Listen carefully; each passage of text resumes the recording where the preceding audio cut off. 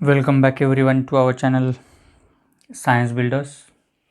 तर विद्यार्थी मित्रांनो, आज आपण चर्चा करणार आहोत राज्यसेवा पूर्व परीक्षा 2015ला आलेल्या विज्ञान आणि तंत्रज्ञान यातील प्रश्नांबद्दल.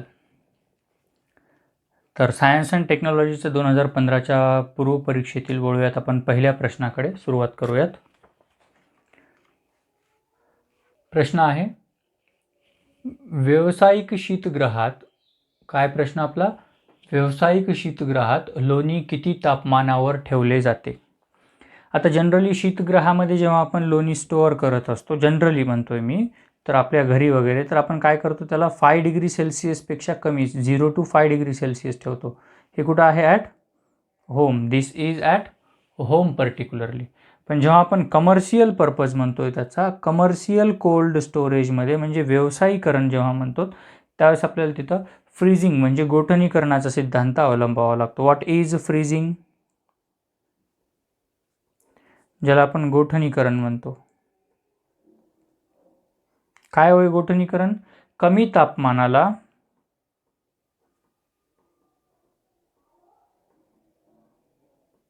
अन्नपदार्थातील रासायनिक आणि जैविक अभिक्रियेचा वेग मंदावणे. रासायनिक असो किंवा जैविक, या दोन्ही वेळेस अभिक्रियांचा वेग मंदावणे. आणि हे कमर्शियली घडतं आपल्याकडे लोण्याच्या बाबतीत -20°C. -20°C. Option number 2. वळूयात पुढच्या प्रश्नाकडे. लेझरच्या सहाय्याने पर्यावरण संनियंत्रण करण्याच्या तंत्राला काय म्हणतात. आता लेझरच्या सहाय्याने पर्यावरण संनियंत्रण म्हणजे एन्व्हायरमेंटल कंट्रोलिंग म्हणू आपण त्याला, किंवा environmental late us call it as a monitoring.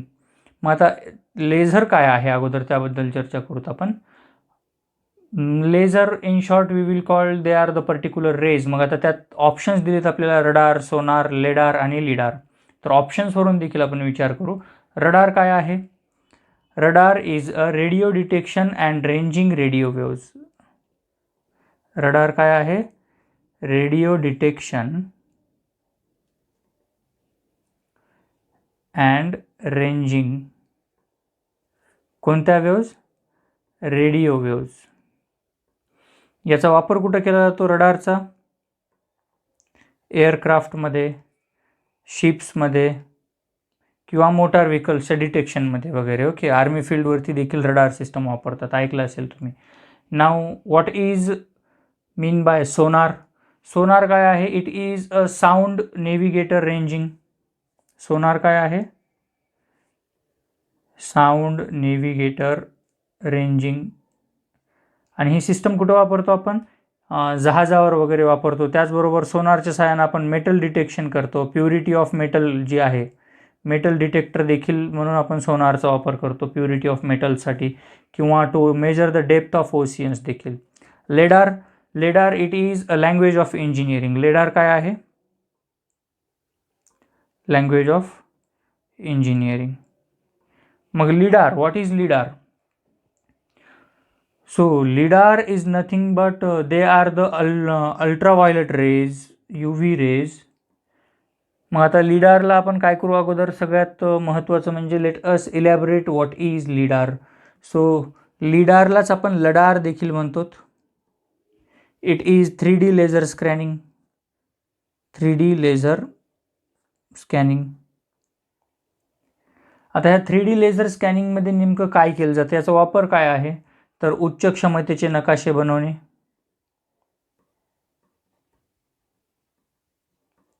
त्याचबरोबर याचा दुसरा वापर काय आहे? भूपृष्ठ रचना अभ्यासणे, त्या व्यतिरिक्त भूकंपशास्त्राचा अभ्यास करणे. It means that in all जे मॉनिटरिंग ऑफ एन्व्हायरमेंट आहे, पर्यावरणाचं संनियंत्रण आहे, ते कशा सहाय्याने करतो आपण? लिडारच्या सहाय्याने करतो. म्हणून पर्याय क्रमांक 4 would be our correct answer. आपलं योग्य पर्याय कोणता आहे? मग पर्याय क्रमांक 4 हा आपला अगदी योग्य आणि अचूक पर्याय आहे. पुढचा प्रश्न घेऊयात आपण.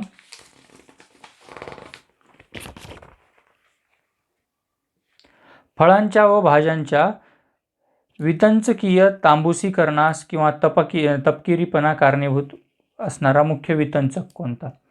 आता वितंचक म्हणजे आपण काय म्हणू त्याला, we shall call it the enzyme. वितंचक म्हणजे काय आहे? एन्झाईम. फळांचं तांबूसीकरण किंवा तपकिरीकरण, let us call it enzymatic browning. Browning पाहिली असेल बघा तुम्ही. ॲपल जर आपण कट करून ठेवला उघड्या एअरमध्ये तर काही वेळाने तो तांबूस पडतो, ब्राऊन होतो किंवा थोडासा लाल पडतो. तर हे कोणत्या एन्झाईममुळे होतं फळांचं, असं ते आपल्याला इथं सांगायचं इन जनरल. तर आपल्याला अगोदर एन्झाईम ब्राउनिंग काय आहे माहीत असणं गरजेचं आहे. Enzyme browning.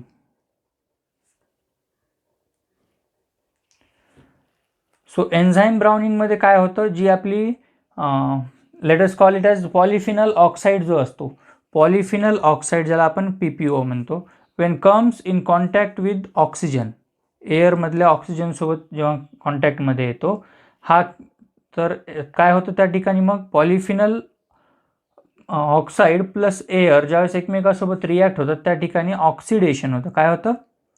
ऑक्सिडेशन. आणि त्या ऑक्सिडेशनमधून फॉर्मेशन होतं ओफिनॉल, त्याला आपण ऑक्सिफिनॉल म्हणू, किंवा ऑक्सिक्विनोन्सचं फॉर्मेशन होतं. सो इन शॉर्ट आपण असं म्हणू की याला एन्झाईम मिलियानिम जे आहे, तर एन्झाईम मिलियानिमचं पॉलिफिनॉल ऑक्साईड किंवा किटोकॉल ऑक्साईडचं ऑक्सिजनसोबत कॉन्टॅक्ट होतं आणि त्याच्यानंतर तिथं ऑक्सिडेशन होऊन ऑक्सिफिनॉल किंवा ऑक्सिक्विनोन्सचं फॉर्मेशन होतं. म्हणजे पॉलिफिनल ऑक्साईड म्हणजे पॉलिफिनल ऑक्सिडेज वुड बी आवर की एन्झाईम फॉर इट. पॉलिफिनल ऑक्सिडेज. पुढचा प्रश्न, डॅश डॅशच्या साहाय्याने दूरचित्रवाणीचे कार्यक्रम सर्व जगामध्ये पाठविणे शक्य आहे. आता दूरचित्रवाणीचे कार्यक्रम म्हटलं की आपण काय बोलू, त्यात सगळ्यात अगोदर सॅटेलाईट्सचा रोल आहे. मग सॅटेलाईट्स कोणते? भूस्थिर उपग्रह का अंतरंग तरंग प्रसारण, भूतरंग प्रसारण की अणुतरंग प्रसारण. आता सगळ्यात अगोदर आपल्याला टप्प्याटप्प्यानं पाहायचं. प्रत्येक याचं करेक्ट उत्तर आहे भूस्थिर उपग्रह, ज्याला आपण काय म्हणतो, जिओ स्टेशनरी सॅटेलाईट. आता जिओ स्टेशनरी सॅटेलाईटचा वापर काय होतो? It provides visible and infrared images.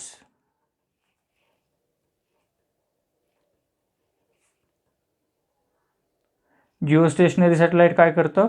Provides visible and infrared images over the earth surface. मग त्यानंतर आता अंतरंग तरंग प्रसारण. अंतरंग तरंग प्रसारण म्हणजे आपण याला काय म्हणू? Space wave propagation.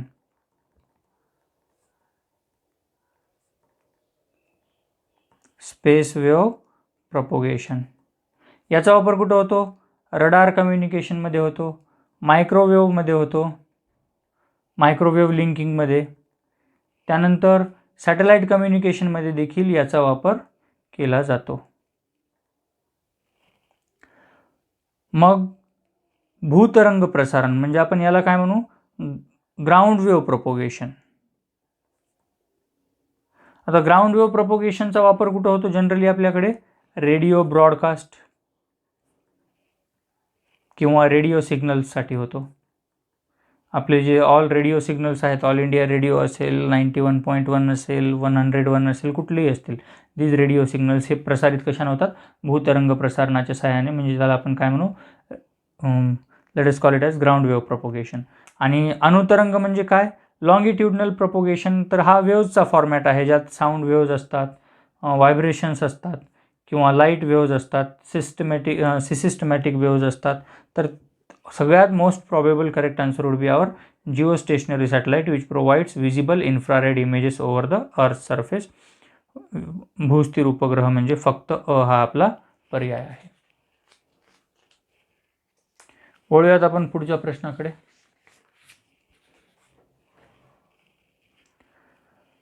Solid food पॅकेजिंगसाठी सर्वात अधिक वापरली जाणारी व स्वस्त प्लास्टिक फिल्म कशाची असते? आता सगळ्यात अगोदर आपल्याला प्लास्टिकचे प्रकार माहीत असणं गरजेचं आहे. प्लास्टिक दोन प्रकारचं असतं, उष्माद्रढ आणि उष्मामृदू. उष्माद्रढ आणि उष्मामृदू. मग ह्या प्रकारांच्या नंतर आपल्याला माहीत असणं गरजेचं आहे की नेमकं नॅचरल पॉलिथिन कोणतं, नॅचरल प्लास्टिक कोणतं आणि कृत्रिम प्लास्टिक पॉलिमर कोणतं. तर नॅचरलमध्ये आपण सांगतो, इथं लिहिल मी, नॅचरलमध्ये काय, रेशीम असेल, लोकर असेल, किंवा झाडांपासून भेटणारं सेल्युलोज असेल, वनस्पतींपासून भेटणारं, हे नॅचरल पॉलिमर्स आहेत. आणि कृत्रिम म्हटल्याच्यानंतर ज्यावेळेस आपण कृत्रिम बोलतो त्यावेळेस रेयॉन असेल, नायलॉन असेल, किंवा PVC ज्याला आपण म्हणतो, पॉलिव्हिनिल क्लोराईड असेल, हे कृत्रिम आहेत. मग आता सगळ्यात जास्त कोणतं पॉलिमर वापरलं जातं, तर ते बहुवारिक असतं. That polymer molecule is polyethylene. कोणतं आहे ते, पॉलिइथिलीन. त्याला आपण पॉलिइथिलीन टेट्राफ्थॅलेट देखील म्हणतो. Polyethylene terephthalate, PTP, polyethylene terephthalate. This one is the most used for food packaging. मोठ्या प्रमाणावर फूड पॅकेजिंगमध्ये या पॉलिथिनचा वापर केला जातो. म्हणून option number 1 is our most probable correct answer. वळूयात पुढच्या प्रश्नाकडे.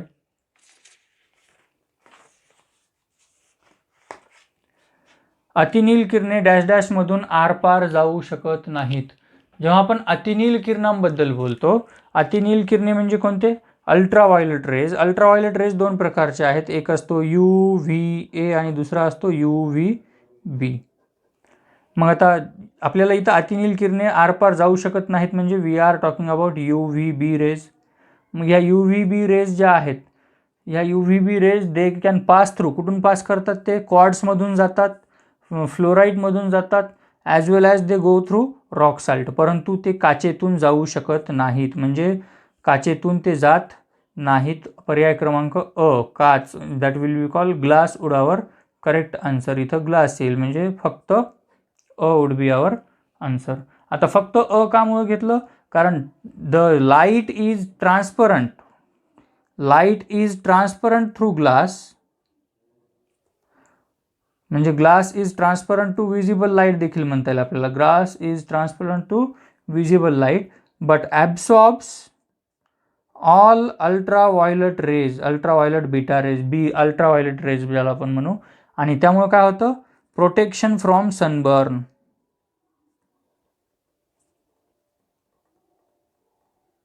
And tans. इवन आपण जे गॉगल्स किंवा ग्लासेस घेतो ना, ते देखील घेत असताना why we should prefer branded one, because they should eliminate ultraviolet rays. UVA आणि UVB ज्या आहेत, त्या दोन्ही रेज ज्या आहेत, त्या दोन्ही रेजचं ॲब्सॉर्प्शन करावं असा ग्लास आपल्याला पाहिजे. That will avoid sunburn of our eyes. Moving to the next question.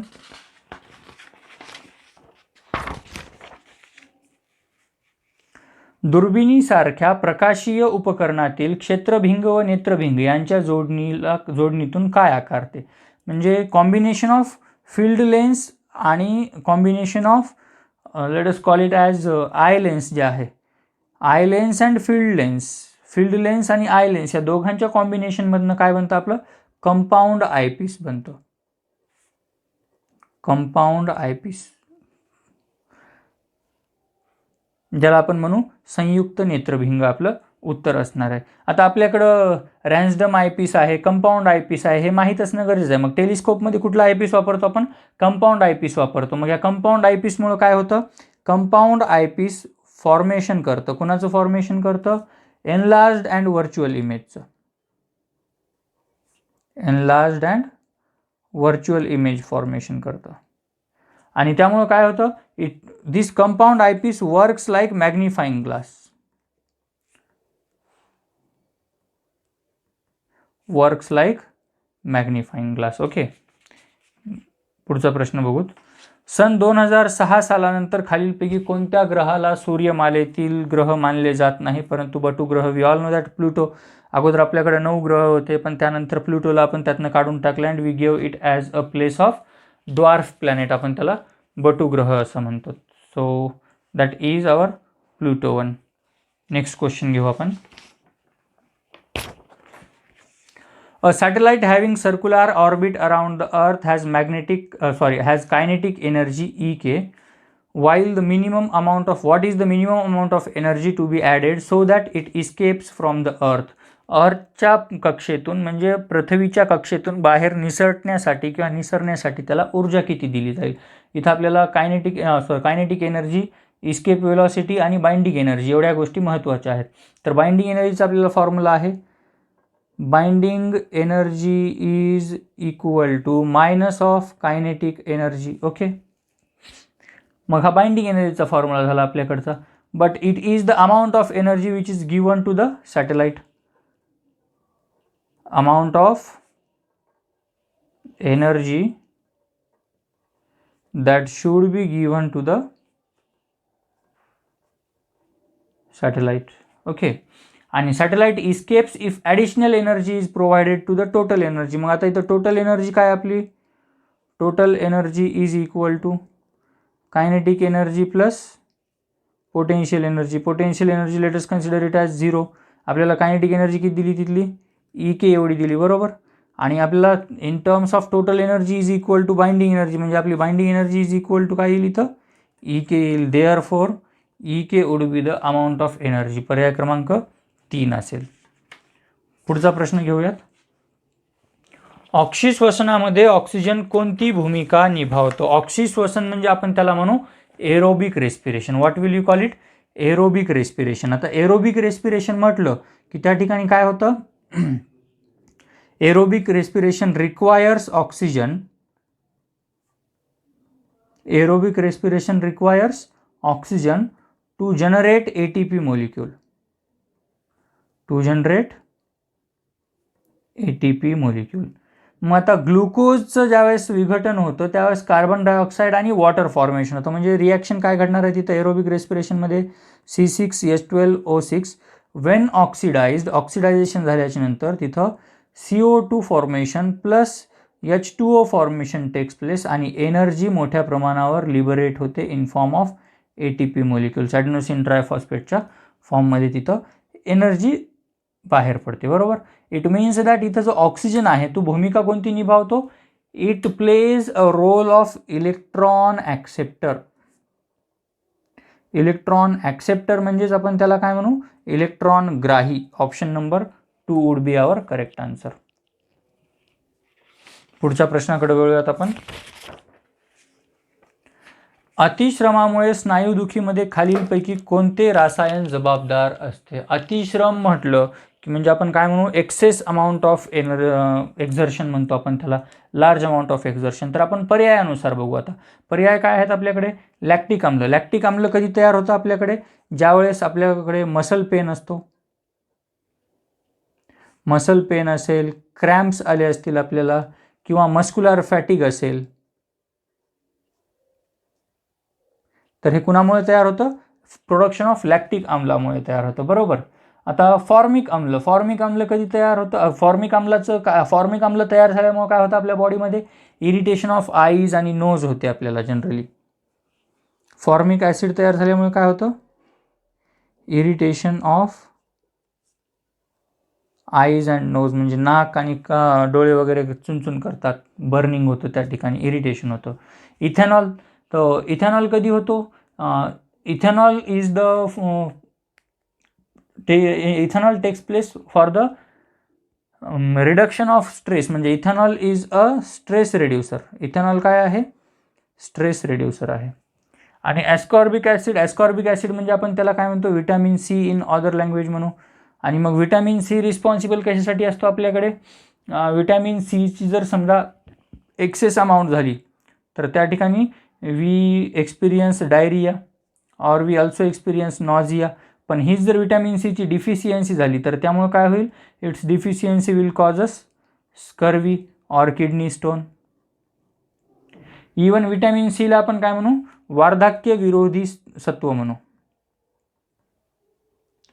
वार्धक्य विरोधी सत्व. म्हणजे in short muscle pain, cramp आणि मस्क्युलर फॅटिग हे कशामुळे होतात, हे आर मस्क्युलर ॲक्टिव्हिटी विगरस झाल्यामुळे, म्हणजेच लॅक्टिक आम्लामुळे. अतिश्रमामुळे स्नायुदुखीमध्ये कोणते रसायन जबाबदार असते, lactic acid is the responsible one. वळूयात पुढच्या प्रश्नाकडे. खालीलपैकी कोणता पर्याय बरोबर आहे, गर्द पिवळे मूत्र, मेलॅन्युरिया, रंगहीन मूत्र, निर्जलीकरण, रंगमूत्र, हिमॅच्युरिया, हिरवट रंगाचे मूत्र बीट खाल्यामुळे. आता it is regarding the urine formation. Urine फॉर्मेशनवरचा प्रश्न आहे आपल्याला, म्हणजे युरिनरी ब्लॅडरशी रिलेटेड जे असतात म्हणजे जे डिसऑर्डर्स आहेत, UTI असेल, कारण युरिन फॉर्मेशनमध्ये कलरिंग त्यावेळेसच येते ज्यावेळेस डिसऑर्डर्स येतात, किंवा किडनी स्टोन असेल, किंवा ज्याला आपण किडनी फेल्युअर म्हणतो, अशा वेळेस काय होतं आपल्याकडे कलर्स ऑफ युरिन भेटतात. तर ज्यावेळेस आपण जनरली याबद्दल बोलतो, जर युरिन रेडिश असेल, कुठल्या कलरमध्ये रेडिश असेल, तर आपण त्याला म्हणू प्रॉफयुरिया असं म्हणू. त्यानंतर जर युरिन आपली जर ऑरेंज असेल त्याला आपण युरेडिन म्हणू. जर आपली युरिन ब्लू इन कलर असेल तर तो एक सिंड्रोम आहे. जर युरिन आपली डार्क येलो आहे तर त्याला आपण डिहायड्रेशन असं म्हणतो.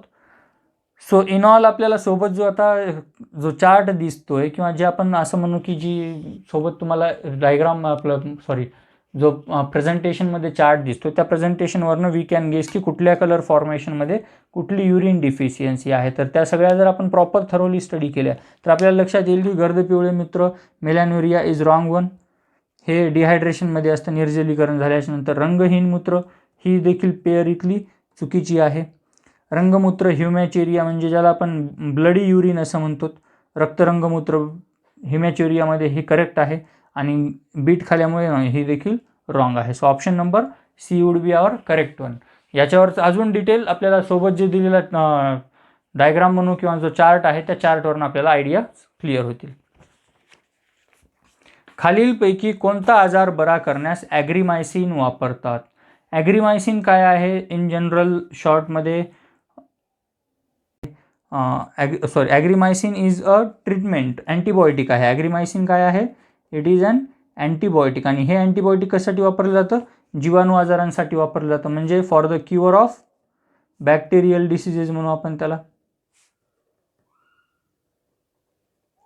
मग क्युअर ऑफ बॅक्टेरियल डिसिजेसमध्ये काय आहे in general?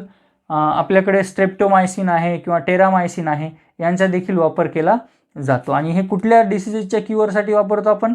Black arm disease असेल किंवा लीफ स्पॉट असेल, वनस्पतींवरचा लीफ स्पॉट डिसीज असेल, ब्लॅक आर्म डिसीज असेल, हे वनस्पतींवर जे आजार जडतात त्यांच्यापासून प्रोटेक्शनसाठी, या जीवाणू आजारांपासून प्रोटेक्शनसाठी ॲग्रीमायसिन वापरलं जातं. त्यात स्ट्रेप्टोमायसिन आहे किंवा टेट्रामायसिन आहे, प्रमाणावरती आपण त्याची नावं देत असतो. पुढचा प्रश्न घेऊयात.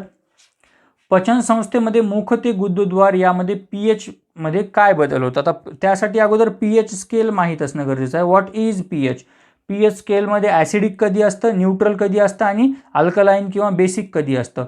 आपल्याला जर 0 to 14 पर्यंत आपण पाहिली, 0 to 7 किंवा 6.5 आपण त्याला ॲसिडिक म्हणतो, 7ला न्यूट्रल म्हणतो, आणि 7पासून वर गेल्यानंतर त्याला बेसिक म्हणतो, जे आपल्याला डायग्राममध्ये दिसतंय. मग आता नाव let us consider about the pH scale of our human digestive system. Digestive सिस्टमचा देखील pH स्केल तुम्हाला डायग्राममध्ये दिसत असेल त्या ठिकाणी. तर ज्यावेळेस आपण डायजेस्टिव्ह सिस्टममध्ये बोलतो त्यावेळेस लोअर स्टमकचा जो pH स्केल आहे, लोअर स्टमकमध्ये अन्नपदार्थ आहेत तेव्हा त्याचा pH स्केल असतो 1.5 to 3.5. जेव्हा हा स्मॉल इंटेस्टाईनकडे वळतो, स्मॉल इंटेस्टाईन म्हणजे छोट्या आतड्यामध्ये जेव्हा तो आपला पाचक रस असेल किंवा जो अन्नपदार्थ आहेत खाल्लेले ते जातात ॲलिमेंटरी कॅनलमधनं, तर ते 6.0 to 7.4 एवढ्या pH स्केलवरती असतात. आणि जेव्हा हे लार्ज इंटेस्टाईनकडे जातात किंवा जिथून आपण पुढे ॲनसकडे ट्रॅव्हल करतात त्यावेळेस यांचं pH रिडिंग असतं जनरली 5.0 to 8.0 अँड ऑनवर्ड्स असतं. म्हणजे ॲलिमेंटरी कॅनलमध्ये आपण माउथ, पचनसंस्थेमध्ये काय करतो आपण डायजेस्टिव्ह सिस्टममध्ये माउथपासनं ॲनसमध्ये जात असताना प्रत्येक भागाचा pH स्केल काय असतो सोबत दिलेल्या डायग्राममध्ये आपल्याला कळत असेल तर त्यावरून आपल्याला एवढं निदर्शनास येईल की आम्ल आणि अल्कली म्हणजे ॲसिडिक टू अल्कलाईन असतं. आपल्याकडे काय असतं? ॲसिडिक टू अल्कलाईन म्हणजे ॲसिड्सपासनं हळूहळू ग्रोथ होत जातं, ते अल्कलाईन बनतं. This is the pH nature of our digestive system. Option number 3 हा आपला करेक्ट आन्सर असणार आहे. पुढचा प्रश्न घेऊयात. खालीलपैकी मॅक्रोन्यूट्रियंट कोणते? आता न्यूट्रियंट्समध्ये दोन प्रकार असतात. कोणकोणते? मायक्रोन्यूट्रियंट आणि मॅक्रोन्यूट्रियंट. जेव्हा आपण मायक्रोन्यूट्रियंट्सबद्दल बोलतो, मायक्रोन्यूट्रियंटमध्ये कोण येतं? आपला तांबे येतो, लोह येतो, त्यानंतर जस्त येतो, झिंक येतो किंवा मॅग्नीज देखील येतो. But when we are talking about the macronutrients, ज्याला आपण महापोषके असं म्हणतो, तर त्या महापोषकांमध्ये म्हणजे मॅक्रोन्यूट्रियंट्समध्ये कोण येतो?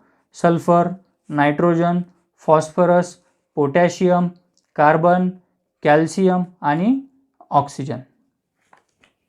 आणि त्याचबरोबर त्याच्यासोबत कोण येतो मॅक्रोन्यूट्रियंटमध्ये? मॅग्नेशियम, म्हणजे आपला पर्याय क्रमांक 1 would be the correct one. आणि यासोबतच इथे जे कार्बन, हायड्रोजन आणि ऑक्सिजन आहेत ही रचनात्मक पोषक द्रव्ये असतात. ही कोणती पोषक द्रव्ये आहेत? रचनात्मक पोषक द्रव्ये. So option number 1 would be our correct answer. वळूयात पुढच्या प्रश्नाकडे. ग्लुकोजमध्ये कार्बनची टक्केवारी डॅश डॅश आहे. आता कार्बनची टक्केवारी काढण्यासाठी किंवा कुठल्याही एखाद्या घटकामध्ये किंवा कुठल्याही एखाद्या मूलद्रव्यामध्ये जो मास असतो एखाद्या पर्टिक्युलर कंपोनंटचा, त्याचं फॉर्म्युलेशन आहे मास पर्सेंटेज काढण्याचं किंवा टक्केवारी काढण्याचं. फॉर्म्युलेशन आपल्याला डायग्राममध्ये दिसत असतील. मास पर्सेंटचे 2 फॉर्म्युले आहेत. कोणकोणते आहेत? Mass of element in 1 mole upon total molecular mass into 100 करायचं, किंवा दुसरा आहे mass of solute upon mass of solution into 100 करायचं. या 2 फॉर्म्युल्यावरनं आपण काय काढू शकतो? टक्केवारी काढू शकतो, ज्याला आपण पर्सेंटेज ऑफ कंपोनंट असं म्हणतो. मग कार्बनचं विचारलं आपल्याला, तर C6H12O6 इज ग्लुकोज. या ग्लुकोजमध्ये ऑक्सिजन असतो 53.3%, हायड्रोजन असतो 6.7%, आणि मग हायड्रोजन प्लस ऑक्सिजनचं प्रमाण जर वजा केलं तर कार्बनचं प्रमाण उरतं आपल्याकडे 40%. फॉर्म्युल्यात ठेवून आपण ते काढू शकतो. चार्टमध्ये किंवा सोबतच्या डायग्राममध्ये तुम्हाला ते दिसत असेल. पुढचा प्रश्न घेऊया. पुढचा प्रश्न आहे, पुढीलपैकी कोणते क्षार शरीरातील आम्ल किंवा ॲसिड बेस संतुलन राखते? आता ॲसिड बेस बॅलन्स जे आहे, ॲसिड बेस बॅलन्स यामध्ये आपण जनरली बोललो तर सोडियम हायड्रॉक्साईडच्या साहाय्यानं, सोडियमच्या साहाय्यानं आपण ॲसिड बेस संतुलन राखतो. सोडियम काय करतं? सोडियम हा फ्लूइड आणि इलेक्ट्रोलाइट मेंटेनन्स ठेवतो आपल्याकडे, इलेक्ट्रोलायटिक मेंटेनन्स ठेवतो, संतुलन राखतं. त्याच्यासोबतच त्याला मदत कोण कोण करतात ॲसिड बेस बॅलन्सिंगमध्ये? कॅल्शियम असेल, झिंक असेल किंवा मॅग्नेशियम असेल. हे देखील न्यूट्रिटिव्ह व्हॅल्यूजमध्ये त्याला ॲसिड बेस संतुलनासाठी मदत करतात, न्यूट्रिशन बॅलन्ससाठी. पण ॲसिड बेस बॅलन्ससाठी, आम्लक्षार बॅलन्ससाठी sodium is our most correct answer. वळूयात पुढच्या प्रश्नाकडे. पुढचा प्रश्न आहे, रासायनिक पदार्थाचा आर्द्रतागाही स्वभाव गुणधर्म दर्शवितो की तो चांगला? काय आहे? ऑक्सिडीकारक अभिकर्ता, निर्जलन अभिकर्ता, क्षपनकारक अभिकर्ता की क्लिष्टकारण अभिकर्ता? म्हणजे hygroscopic nature of chemical substance जे आहे. हायग्रोस्कोपी म्हणजे काय? हायग्रोस्कोपिसिटी काय आहे? Tendency of solid substance to absorb moisture. एकतर हायग्रोस्कोपिक नेचर काय आहे? टेंडन्सी आहे. कोणती? Tendency to absorb moisture. म्हणजे आर्द्रता जी आहे ती आर्द्रता शोषून घेण्याचं काम करतं. म्हणजे त्याला आपण काय म्हणू?